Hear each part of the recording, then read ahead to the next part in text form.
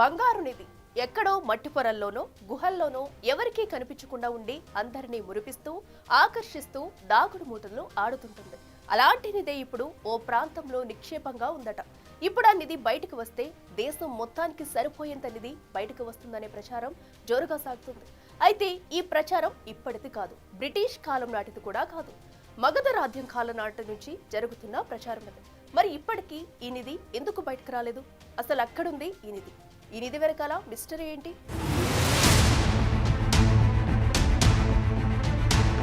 Treasure hunt ఓ interesting subject.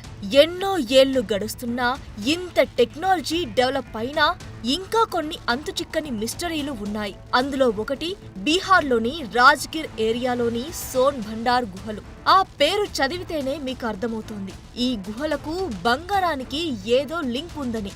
అంతేకాదు, ఈ గుహలకు మనకు తెలిసిన మరో పేరుకు కూడా లింక్ ఉంది. అదే బింబిసారుడు. కళ్యాణ్ రామ్ నటించి మంచి హిట్ కొట్టిన మూవీ పేరు కూడా బింబిసార. అతని పాత్రలోని కొన్ని షేడ్స్ ను తీసుకుని దాని పరంగా కథను అల్లేసి సినిమాను రూపొందించి హిట్ కొట్టేశారు. కానీ మనం చెప్పుకోబోయే కథ బింబిసార గురించి కాదు. అతను చేసిన ఓ పని, దాని కారణంగా మిస్టరీగా మిగిలిపోయిన అంశం గురించి.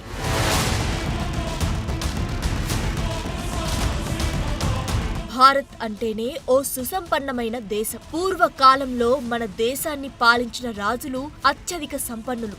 ఆ కాలంలోనే వజ్ర వైఢూర్యాలను వీధుల్లో రాసులుగా పోసి అమ్మడం జరిగింది. మామూలుగా మార్కెట్లలోనే ఈ పరిస్థితి ఉంటే కీలక సామ్రాజ్యాలను పాలించిన రాజుల సంగతి ఏంటి మరి?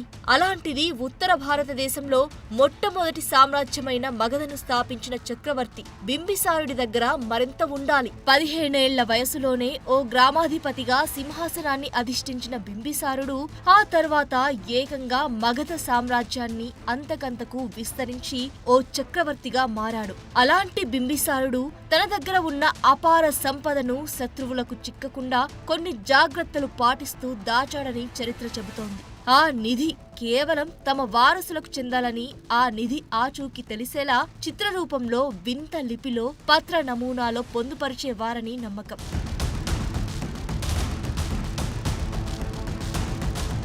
నిజానికి బింబిసారుడు మాత్రమే కాదు, అనేక మంది రాజులు ఇదే విధానాన్ని ఫాలో అయ్యారు. అందుకే భారత్లో అనేక చోట్ల నిధి నిక్షేపాలు బయటపడ్డాయి. కానీ ఇప్పటికీ అనేక నిధి నిక్షేపాలు ఉన్నాయని తెలిసినా వాటిని చేరుకునే మార్గం లేక అలాగే మట్టి పొరల్లోనో గుహల్లోనే మిగిలిపోయాయని నమ్ముతారు. అందులో ఒకటి సోన్ భండార్ గుహలు.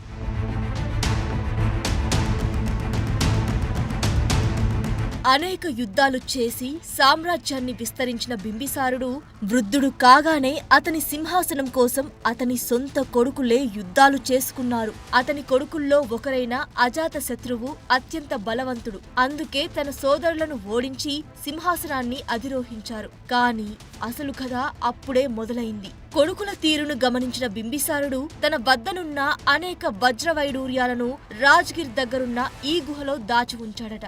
ఈ నిధి నిక్షేపాల గురించి అజాత శత్రువు ఆరా తీయగా తండ్రి సమాధానం ఇవ్వకపోవడంతో ఆగ్రహించి అతన్ని జైల్లో కూడా బంధించాడట. అయితే బింబిసారుడిని జైలు పాలు చేయడం వెనుక మరెన్నో కారణాలు ఉన్నా ఈ నిధి ఆచూకీ తెలుసుకోవడం కూడా ఒక కారణమని చెబుతారు. రాజ్గిర్ కోటలో నిధి ఉందని తెలుసుకున్న అజాత శత్రువు ముందుగా గాలింపు జరిపినా ఎలాంటి ఆనవాళ్లు లభించలేదు. దీంతో నిధికి వెళ్లే దారి చెప్పాలంటూ తండ్రిని చిత్రవధ చేశాడట. కానీ బింబిసారుని మొండితనం ముందు అజాత శత్రువు ఓడిపోయాడట. చివరికి అజాత శత్రువు కూడా బౌద్ధ మతం స్వీకరించి ఈ నిధి గురించి మరిచిపోయాడట.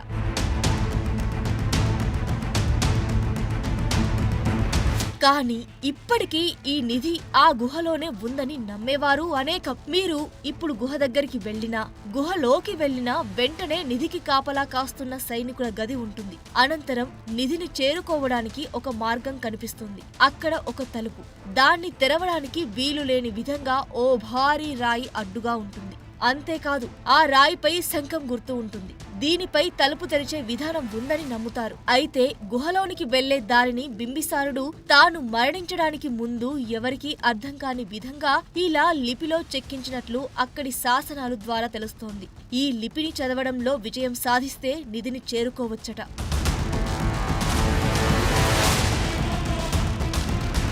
మరి ఈ నిధిని చేరుకునే ప్రయత్నం ఎవ్వరూ చేయలేదా? ఈ లిపిని చదివేందుకు చేసిన ప్రయత్నాలు ఏమయ్యాయి? ఈ నిధిని చేరుకోవాలంటే చేయాల్సిన సాహసమేంటి? ఈ నిధికి సంబంధించిన మరో కథేంటి? నిధి ఉందని తెలుసు, ఏ ప్రాంతంలో ఉందో తెలుసు. అజాత శత్రువు నుంచి ఇప్పటి వరకు ఈ మిస్టరీని ఎందుకు ఛేదించలేకపోయారు? ఎందుకు ఈ నిధిని బయటికి తీయలేకపోయారు? ఇన్ని వందలేళ్లుగా ఈ నిధి అన్వేషణకు జరిగిన ప్రయత్నాలేంటి? అసలు ఏ ఒక్కరు కూడా ఎందుకు సక్సెస్ కాలేకపోతున్నారు? ఇదే విషయంపై ఫోకస్ చేస్తే మరిన్ని వివరాలు వెలుగులోకి వచ్చాయి. ఆ వివరాలేంటో ఇప్పుడు చూద్దాం.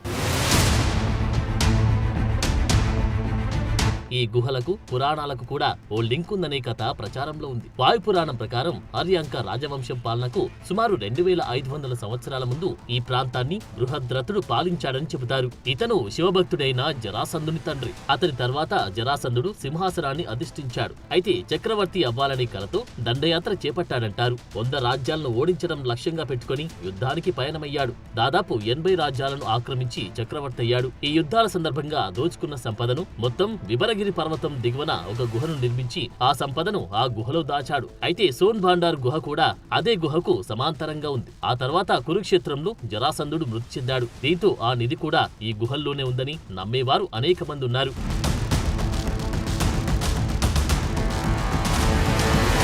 ఆ కాలం నుంచి నేటి వరకు ఈ నిధిని వెలికి తీయాలని ప్రయత్నించిన వారు అనేకం. కానీ సక్సెస్ అయిన వారి సంఖ్య మాత్రం 0. బ్రిటిష్ కాలంలో ఈ నిధిని వెలికి తీసేందుకు చాలా ప్రయత్నాలు జరిగాయి. ఆ సమయంలోనే ఈ గుహలు 4వ శతాబ్దానికి చెందినవని అధికారికంగా తేల్చారు. ఈ గుహల్లో విష్ణుమూర్తి విగ్రహాన్ని కూడా కనుగొన్నారు. ఇది జైన మతానికి చెందినదిగా గుర్తించారు. వైరదేవుడు అనే ముని ఈ గుహలను ఏర్పాటు చేశాడని శాసనాల్లో ఉన్నట్టు తేల్చారు.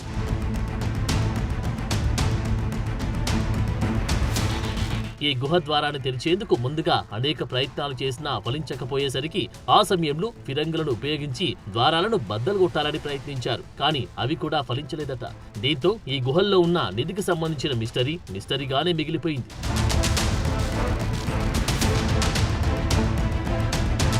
ఆ తర్వాత చాలా మంది నిధులను శోధించేవారు కూడా ప్రయత్నాలు చేశారు. కానీ ఫలితం మాత్రం శూన్యం. చరిత్రకారులు, నిపుణులు ఎందరో వచ్చారు. దీని రహస్యాన్ని ఛేదించే ప్రయత్నం చేశారు. అయినప్పటికీ ఫలితం లేకుండా పోయింది. ఇప్పటికి కూడా ఆ నిధి ఆ గుహలోనే ఉందని సోన్భండారం ద్వారా తెలిస్తే యావత్ దేశం బంగారుమయం అవుతుంది అనడంలో ఎలాంటి సందేహం లేదంటారు కొందరు. దేశం రూపురేఖలే మారిపోతాయంటారు మరికొందరు.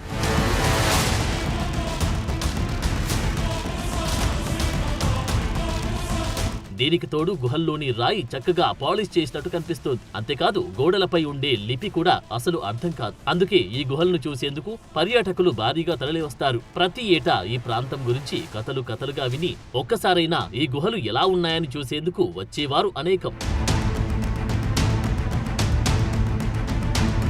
అయితే ఇవన్నీ కట్టుకథలే అని అనేవారు మరికొందరు. నిజంగా నిధి నిక్షేపాలే ఉండి ఉంటే ప్రభుత్వాలు అత్యాధునిక టెక్నాలజీని ఉపయోగించి వెలికి తీసేవారని వాదిస్తున్నారు. ఏదేమైనా సోన్భండార్ గుహ ఇప్పటికీ అనేక రహస్యాలను తనలో ఉంచుకుంది. బంగారాన్ని కూడా దాచుకునే ఉంటుందనే నమ్మకం కొందరిది. కానీ వాదించేవారు మరికొందరు. ఏదేమైనా సోన్భండార్ కథ మాత్రం అప్పటి నుంచి ఇప్పటి వరకు ఓ మిస్టరీ విషయమే. ట్రెజర్ హంటర్స్ కు ఇంట్రెస్టింగ్ సబ్జెక్టే.